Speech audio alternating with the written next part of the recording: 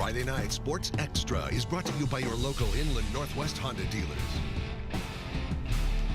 Welcome to Friday Night Sports Extra, week number 2. You usually see a lot of improvement between football teams week 1, week 2. Hopefully, we'll improve as well. That's what I was wondering. I mean, that's the biggest thing, right? Yeah. Making sure that we get better at this. Yeah. Week 2 sometimes can be a trap week. Be better. Not this week, though. It's not going to be a trap week. Good coaching advice. Be better. We have a game that is still going on. We do. Are you kidding me? Coeur d'Alene and Ferris are still playing. We do have some highlights. Yes, the old coin flip here. First quarter, no score, but Austin Lee goes up top. Cole Williams over the middle and drops it into another gear. 75 yards before they finally run him down at the 1-yard line. The next play, Lee, who threw the ball, takes it into the end zone. 7-0 Vikings with the early lead in this one. Second and quarter, Saxon's on 3rd and 12. Jalen Hicks gets the pitch, reverses his field, gets a couple of blocks, but watch what happens. Oh, the old pigskins on Albie's turf. Gibson Green picks it up, takes it into the red zone. A few plays later, Lee. Oh, they fumble the handoff. Vikings led it 7-0 at the half. We'll go to the scoreboard in the 4th. Vikings still with a shutout over Ferris, 24-0. The first game at Albie tonight was Lewis and Clark taking on Moses Lake. The LC Tigers in Albie Stadium here. First quarter, the ball to Taylor Duncan into the end zone from 12 yards out. Lewis Clark up 7-0. Chiefs would answer a touchdown run of their own. Nathan Ball up the middle, 27 yards, breaks an arm tackle, and he's into the end zone, and we are even at 7. Second quarter, Moses Lake quarterback Houston Castro throws it. Uh-oh, picked off by Josh Carter.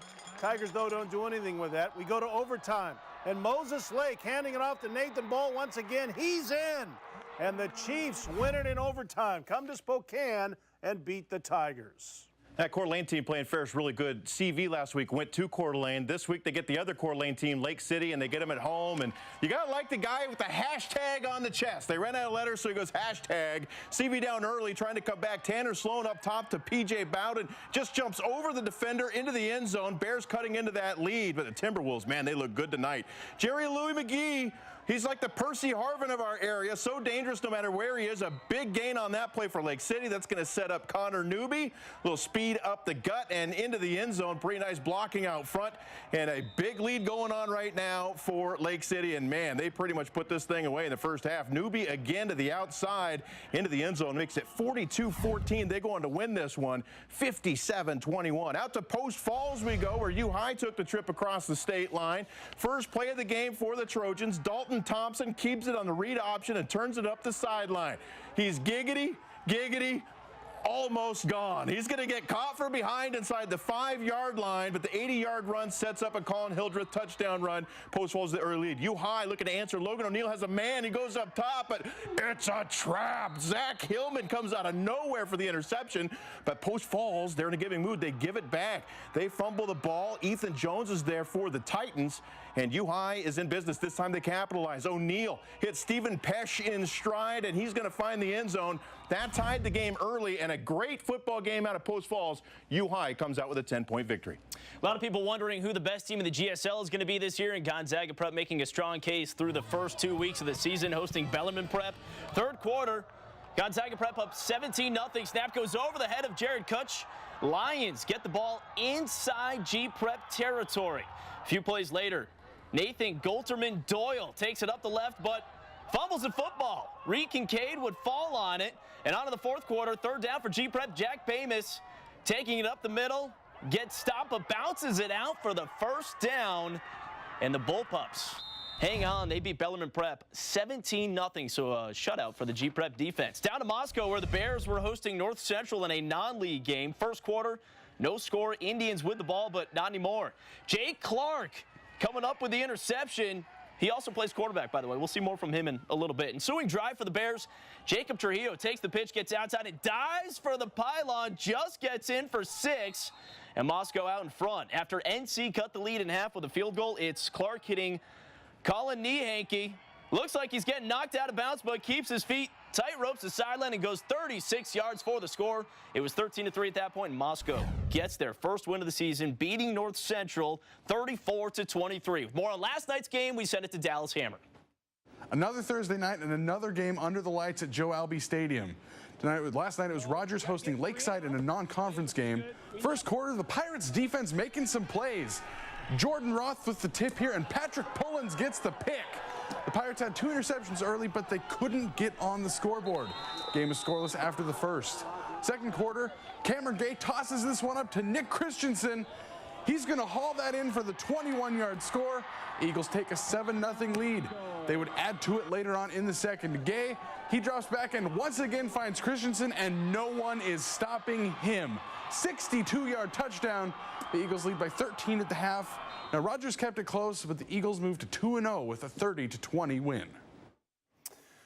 All right, Lakeland, East Valley tonight. Not a lot of distance between those two schools, so they were meeting in the border battle between Washington and Idaho schools. Another 2 weeks in a row that the East Valley Knights have played at home to open up the season. Very physical first quarter. Lakeland quarterback Tyrell Derrick on the roll, can't find anybody.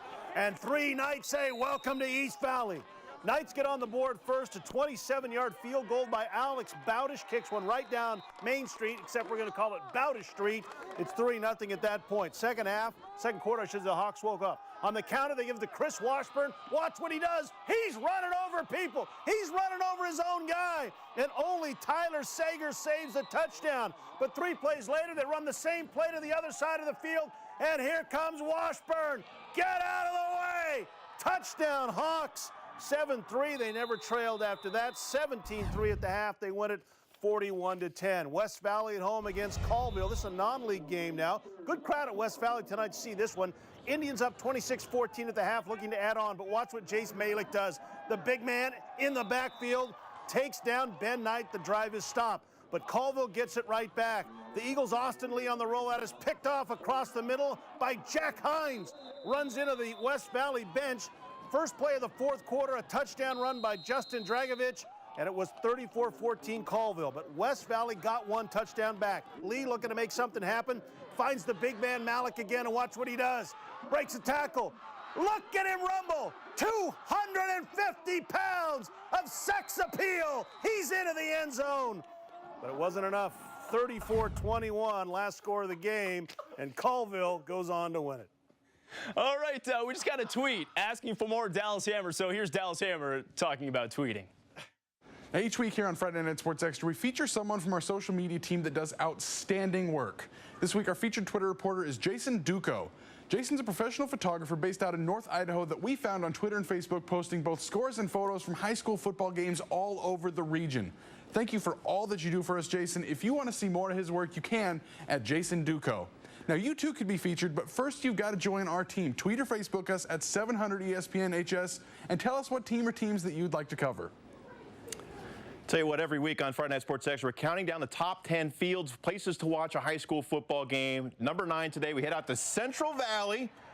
That's right, home of state champion Bears back 1997. Record-breaking running back Tyree Clough, quarterback Chad Adamson, big fellas Will Beck, Preston Crossman. They're also the home of Rick Sloan, who looks the same as he did back then. At least that's what he says. Ian Hughes, Gunter Gregerson, Giorgio Usai, Rick Giampetri, and of course the Golden Greek Lucas Stavros. Just a fun place, always full at Central Valley. Of the big schools, that's probably the coolest place that we go to because the crowd is always awesome. And so Central Valley is field number 9 on our list. Don't forget Mike Hollis kicked there, too. Mike Hollis, not bad, NFL guy, right? Yeah, exactly. Sorry, I got a little excited. I didn't like that field as much as last week because I got beat 31-0 on that field when I was a junior. I'm a little excited with the West Valley. When I see a big guy rumbling, I like a big guy. He doesn't have a fat guy number, but... Well, you got 99, all right. 250. We got some more highlights coming your way. Friday Night Sports Extra continues.